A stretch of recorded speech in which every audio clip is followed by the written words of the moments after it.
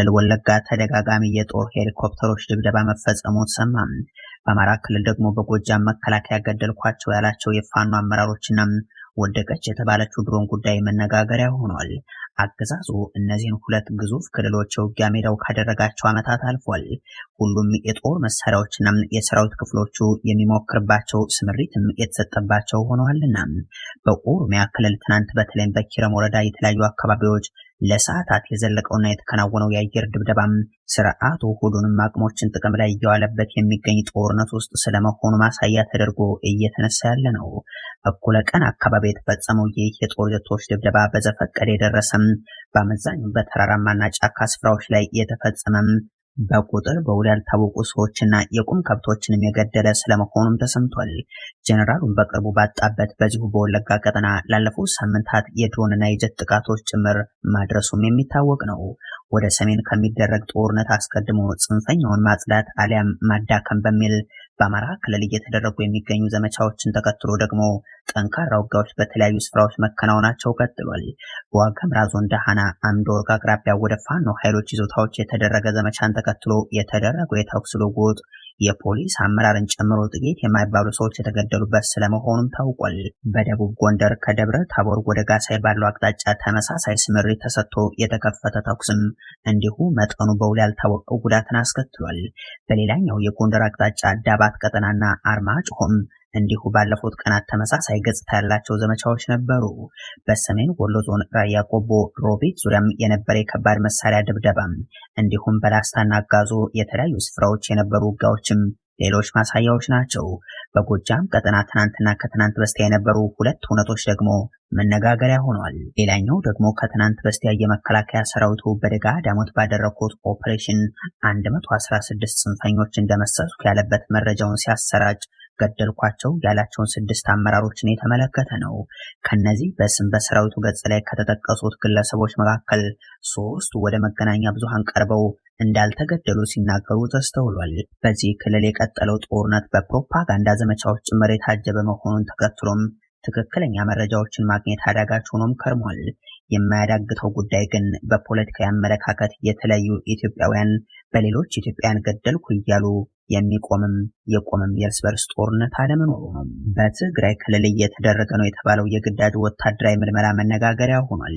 የክልሉ መንግስት በተለይም ትናንት በመቀለ ከተከሰተው ጉዳይ ጋር በተያያዘ ማጣሪያ አድርጌ እርምጃ ወስዳለሁ ይላል። የአብይ አህመድ ሚኒስትር ደግሞ ጡት ነካሾች ሊወጉን ነው ሲሉ ገልጿል። ባለፉት ተከታታይ ሳምንታት የተለያዩ ዓለም አቀፍ ተቋማትን ጨምሮም በትግራይ ክልል አዋጅ በማውጣት ወታደራዊ ምልመላ እየተደረገ እንደሆነ የሚገልጹ ሪፖርቶች መውጣታቸውን መዘገባችን የሚታወስ ነው። አንዱ የሆነው የብልጽግናው አገዛዝን ጨምሮም በኢትዮጵያ ሀገሩን ተከፋፍለው የሚያስተዳድሩ በርካታ ኃይሎች በሚቆጣጠሩት አካባቢም የሚነገርለትም የማይነገርለትም ወታደራዊ አፈሳን እያከናወኑ ወጣቶችን ህይወትም ተስፋ አልባ የማድረግ ተግባሩ እንደቀጠለ ነው። ከሰሞኑ ደግሞ የትግራይ ጉዳይ ዋነኛ አጀንዳ ሆኖ እያነጋገረ ይገኛል። የትግራይ ከፍተኛ አመራሮች የህወሓት ጽሕፈት ቤት ኃላፊዋ ወይዘሮ ፈትለወርቅን ጨምሮም የግዳጅ ወታደራዊ ምልመላ የሚባለው ህዝቡ ራሱን እንዳይከላከል የማሸበር የፕሮፓጋንዳ ዘመቻ ነው በሚል ቢያስተባብሉትም የሚወጡ ሪፖርቶች ደግሞ አፈሳው ተጠናክሯል የሚሉ ሆኗል። በማሳያነት ደግሞ ትናንት በክልሉ ርዕሰ መዲና 05 እና 06 ቀበሌዎች አካባቢም ወጣቶች በአውቶቡሶች ሲወሰዱና የአካባቢው ነዋሪዎች ደግሞ ተቃውሞ ሲያሰሙ የሚያሳዩ መረጃዎች ናቸው።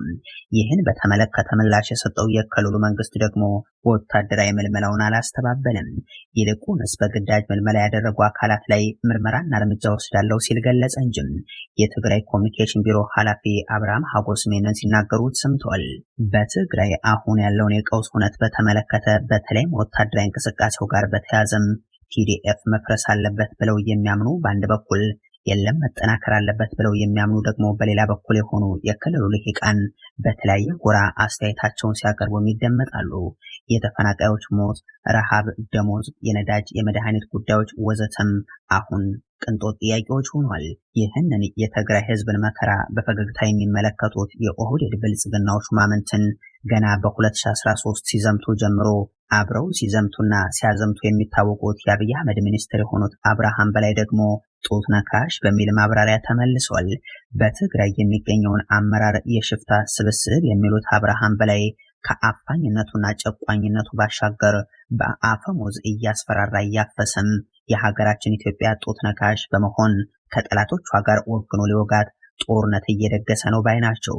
ሀገርን ከመካድ አልፎ ታማኝ የውጭ ታሪካዊ ጠላቶች ተላላኪም ግንባር ቀደም የውስጥና የውጭ ባንዳ ተልዕኮ ፈጻሚ ሆኖ እየሰራ ይገኛል ሲሉም ከሷል። በክልሉ የሚገኙትን አመራሮችን እንዲህ ያለው ማብራሪያ የመጣው ግን ለሻዕቢያ ገብረው የትግራይ ህዝብ መቶ ሺዎችን አስገድለው ቢሊዮኖችን ባዘረፉ የኦህዴድ ብልጽግና ተላላኪዎች በኩል መሆኑ ነው። ዛሬም ለተባበሩት አረብ ኤምሬቶች እየተላላኩ መላ ሀገሩን የጦርነትና የድሮን መሞከሪያ ያደረጉት ሚኒስትሮች መበራከት ከሚነሳው ሐሳብ በላይ የሐሳቡ ባለቤት ላይ ትኩረት እንዲደረግ ምክንያት ሆኗል። በሀገሪቱ የተለያዩ አካባቢዎች ግድያዎች ተፈጽሟል። በወለጋ፣ አርሲ፣ ጉራጌም ጋሞም ሰላማዊ ዜጎች የጥቃቶች ሰለባዎች ከሆኑባቸው ውስጥ ይገኙበታል። የብልጽግናዎች ማመንት ምላሽ ደግሞ የጽምዶ ሴራ ማለትና የድሮን ትርኢትን ማከናወን ሆኗል። ባለፉት ቀናት በደቡብ ኢትዮጵያ ክልል ጋሞ ዞን የዘይሴ ወረዳም ከሰኔ 11 እስከ 25 ባለው ጊዜም 19 ሰዎች በመንግስት ወታደሮች መገደላቸውን ነዋሪዎች ይናገራሉ። የእነዚህ ሰዎች መገደል ምክንያት ደግሞ አሁንም ከ5 ዓመታት በፊትም ድምጻችሁን ለብልጽግና አልሰጣችሁም የሚል መነሻ እንዳለው በመጠቆም ይህ ግድያ ባሰማሯቸው ወታደሮች በተፈጸመ ተመሳሳይ ወቅት ወደ አካባቢው አርባ ምንጭ የተጓዙት አብይ አህመድ ደግሞ ምላሻቸው የድሮን ትርኢት ማቅረብ ሆኗል። ሌላኛው ደግሞ በማዕከላዊ ኢትዮጵያ ክልል በምስራቅ ጉራጌ ዞን ምስራቅ መስቃን ወረዳ የተፈጸመው ነው። በኢንሴን ወቾ ገነነብ ተብሎ በሚጠራው አካባቢም ሰኔ 25 ሌሊት የታጠቁ ኃይሎች በድጋሚ በፈጸሙት ጥቃት 4 ሰዎች ሲገደሉ 7 ሰዎች ደግሞ መቁሰላቸውን ነዋሪዎች ተናግሯል። ጥቃቱ በቤተሰብ ፕሮግራም ላይ በተሰባሰቡ የቤተሰብ አባላትና ጎረቤታሞች ላይ እየደረሰ ነው ብለው ከተገደሉት ውስጥ 2ቱ አባትና ልጅ ናቸው ሲሉም አስረድተዋል። በኦሮሚያ ክልል ምስራቅ አርሲ የሚፈጸሙ ግድያዎችና እገታዎች አሁን መቆሚያ ያገኙ አይደሉም። ነዋሪዎቹም በተመሳሳይ ከትናንት በስቲያም በዞኑ ጉና ወረዳም ራይርባ ቀበሌም 2 ሰዎች ተገድለው 3 ሰዎች ደግሞ ታግተው መወሰዳቸውን ያነሳሉ። በተመሳሳይ ታጣቂዎቹ በዞኑ መርቲ ወረዳም ፈረንቀሳ ቀበሌም 1 ሰው ተገድሎም ሌሎች ደግሞ መታገታቸውን አስረድቷል።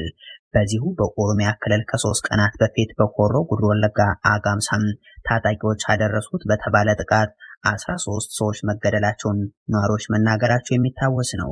እነዚህ እንደ ማሳያ የተመዘገቡ ጥቃቶች ሆኑ እንጂ በይፋ የሚደረጉ ውጊያዎች፣ በየቀኑ የሚገደሉ ኢትዮጵያውያንና ባልተነገሩ ጥቃቶች የሚሞቱም ቤት ይቁጠራቸው የሚባሉ ናቸው።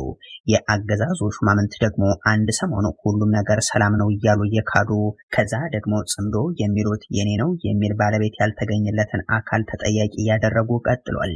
ለዚህ አብነት የሚሆነው ደግሞ የሽመልስ አብዲሳ አስተዳደር ከሰሞኑ በወለጋ የተፈጸመን ጥቃት የጽምዶ ሴራ ነው የሚል ማብራሪያ ማቅረቡ ነው። ኃይሉ አዱኛ የተባሉት የክልሉ መንግስት ቃል አቀባይም ጽምዶ ያሉት ኃይል በተለይም ፋኖና የኦሮሞ ነጻነት ጦርን በምስራቅ ወለጋና ሆሮ ጉዱሩ ወለጋ ዞኖች የተለያዩ ቦታዎች ላይ ፍላጎታቸውን በኃይል ለማሳካት ሲሉ በመንቀሳቀስ ጥቃቶችን እያደረሱ ነው ሲሉ መክሰሳቸው ይታወቃል። ብልጽግና ከሰሞኑ በአዳማ ስብሰባው በወሳኝ የሀገሪቱ ጉዳዮች ላይ ውሳኔ ማሳለፉ መዘገቡ ይታወሳል። አሁን ሚኒስቴር መስሪያ ቤቶች ይህንን የሚጠቁሙ መግለጫዎችን እያወጡ ናቸው። የብልጽግናው ፓርቲ የማዕከላዊ ኮሚቴ በአገዛዙ አጠራር የምክር ቤት አባላት የልዩ ስብሰባቸው ትኩረት በምክክር ኮሚሽኑ ላይ ስለመሆኑ መዘገባችን የሚታወስ ነው። ምክር ቤቱ ከሳምንታት በፊት ምክክር ኮሚሽኑ ይፋ ባደረጋቸው 8 አጀንዳዎች ላይ የብልጽግናውን አቋም ላይ ውሳኔ ይዞ መቅረብ ነው። ገዢው ኃይልን በእነዚህ ጉዳዮች ላይ ውሳኔዎችን በአዳማ ያሳለፈ ሲሆን እንደተጠበቀውም አብይ አህመድን ፕሬዝደንት አድርጎ ለማስቀጠል የሚረዳው የስርዓት ለውጥ አንዱ መሆኑ ታውቋል።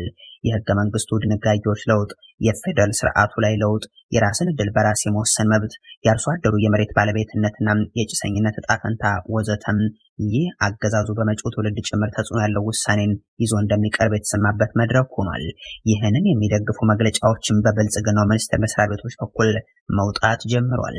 የሰላም ሚኒስቴር የፌደራል ስርዓት የሚያመጣውና የማያስፈልግባቸው ምክንያቶችን የሚተነትን ሀተታውን አቅርቦ ተስተውሏል። ቢሮክራሲን ያበዛል፣ የማንነት ፖለቲካ መካረርን ያመጣል ወዘተ እያለም አቅርቦ ታይቷል።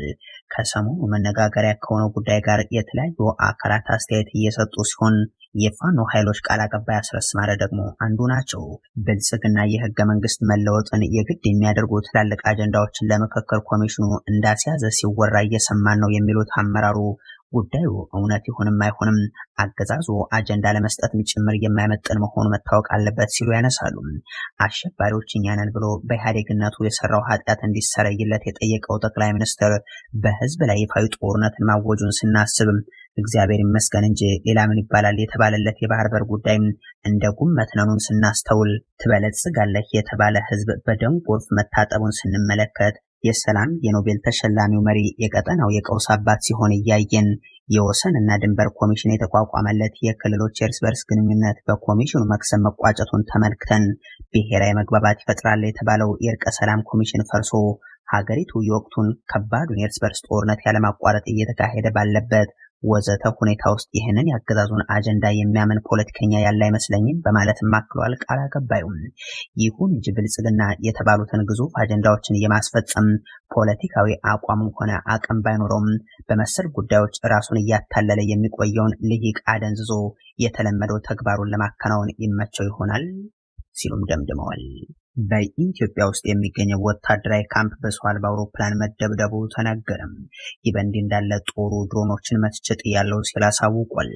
የወቅቱ የሱዳኑ የእርስ በርስ ጦርነት ወደ ኢትዮጵያ ግዛት ውስጥ ተስቦ እንዲገባ ግብዣ ከተደረገ በኋላም የሀገሪቱ ሉዓላዊ መሬቶች ላይ ድሮኖች መተኮስ ጀምረዋል።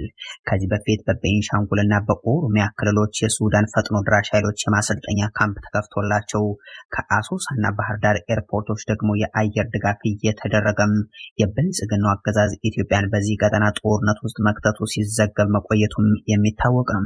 የአብዱል ፈታህ አልቡርሃን ጦር በኢትዮጵያ አዋሳኝ አካባቢ ባለው የኩርሙክ ቀጠናም ጠንካራ ውጊያን እያካሄደ እንደሆነም ባለፉት ተከታታይ ቀናት ይፋ አድርጓል። ይህንን ተከትሎ ትናንት በቤንሻንጉል ጉሙዝ ክልል አሶሳ ዞን ኩርሙክ ወረዳ ቤሌሁ ቀበሌ ወታደራዊ ካምፕ ላይ የድሮን ጥቃት መድረሱ የተሰማ ሲሆን በዚህ ጥቃትም የአርኤስኤፍ ወታደራዊ ቁሳቁስ ማከማቻ የነበረ ቦታና ተሽከርካሪዎች ውድመት እንዳጋጠማቸው ተነግሯል። የአልቡርሃን ጦር ከኢትዮጵያ ድንበር በ2 ኪሎ ሜትር ርቀት ላይ የሚገኙ ስፍራዎችን ተቆጣጠር ያለሁም ይላል። ይህ በእንዲህ እንዳለ አሁንም ስትራቴጂክ ድሮኖች ተመተው መውደቃቸው መቀጠሉ ሰምቷል። የፈጥኖ ደራሽ ኃይሉ ከተባበሩት አረብ ኤምሬቶች የተበረከቱለት ድሮኖችን እያወደምን ነው ይላል ጦሩ ያሰራጨው የምስል መግለጫ። የአሁኑ ድሮን ተመቶ ወደቀ የተባለው ደግሞ በዋይት ናይል ግዛት ውስጥ ነው። በዚህ የውክልና ጦርነት ማዕከል በሆነ ሀገር ውስጥ ከዚህ በፊት በተደጋጋሚ ድሮኖች ተመተው መውደቃቸው መገለጹ የሚታወቅ ሲሆን አንዳንዶቹ ደግሞ ከኢትዮጵያ ተነስተው ወደ ሱዳን የገቡ ናቸው ሲል የሀገሪቱ ጦር መግለጹ አይዘነጋም።